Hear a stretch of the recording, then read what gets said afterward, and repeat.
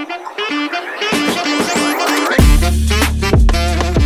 the past 3 years, I have been living 2 different lives, one in public, one in private. On the outside, I seem to have it all together, but behind closed doors, I was navigating the most difficult decision of my entire life. It wasn't that I wanted to hide my truth, but at the time, I felt I had no choice. Today, I am finally ready to tell the full story. My marriage was something I cherished so deeply. On social media, I shared glimpses of what I thought were happy moments, but in reality at the time, they were crap, big ones. Behind a lot of those posts at the time was a story of emotional, mental, verbal, and even physical abuse, coupled with incessant infidelity and isolation. But I kept it private because I didn't know how to deal with it at the time. Plus, I also didn't know how to reconcile my public image with my private pain. I initially chose to keep quiet because I needed time to process. I wasn't ready to answer any questions or deal with the judgment that would inevitably follow. Plus, as a mom of 2 boys, my priority at the time was creating a sense of stability for my children in the midst of the chaos. I didn't want my children to feel the ripple effect of the mess that I was going through. So, I focused on protecting their world as best as I could. Plus, I had just plunged into unknown and uncharted waters. So finding my feet and stability in quiet was more important than creating any kind of drama. I remember one particular day when I posted a photo of a seemingly perfect family moment, but just hours before, I had been in tears, questioning everything. That disconnect was so heavy. It made me realize how much of myself I had to hide to continue to keep up appearances. In terms of timelines, these were some of the key events that forced me into silence. Things started to unravel about 2019, not too long after I had just returned back to the UK. I was dealing with maltreatment, incessant infidelity, and isolation that made me question my entire foundation and also made me question if I had made the best decision to return back to the UK just barely few months back. But at the time, walking away wasn't an option I could immediately act upon, considering that children were involved, my children were young, plus also the stigma attached with living a marriage. Also, it was the very first time I ever spoke up about what had been happening to my parents, and I felt it was right to allow them intervene. Maybe things were going to change. At the same time, I was trying to build my business back in Nigeria and navigate the influencing and social media stroke content creation space in the UK, which made it even way harder to open up about what I was going through at the time. Because how could I be preaching thriving, self-awareness and all of those things, and my own life was literally ripping apart in front of me. During this time, I experienced so much self-doubt. I constantly questioned whether I was enough, whether I was failing my children, or whether sharing my truth would even do more harm than good. Then COVID hit and things got worse. By the time the UK opened up after COVID, I had made a decision to leave. But it took over a year to figure out how to move forward with this decision, because this was a country where I had no one but my immediate family. I didn't know how to get or do anything because I was practically not allowed to. The few friends I had in the UK at the time, I could barely keep in touch with them because I was losing my mind and I was just isolated. During that period of preparing and figuring out how to move forward with my decision, there were moments when people would comment things like, "You are so lucky to have it all together." When they say this, I will feel this ache in my chest because I wanted to scream and say, "You have no idea what I am going through," but I didn't say a word. Even in my personal life, I felt like I had to choose my words carefully because not everyone understands, and some people even tried to persuade me to stay, saying marriage isn't perfect, blah blah blah. That made me even feel more isolated because I was the one faced with this thing, I was the one dealing with it, and telling me marriage is not perfect just made me feel more worse. Then in 2021, I packed everything into storage and left into homelessness, which I shared in this video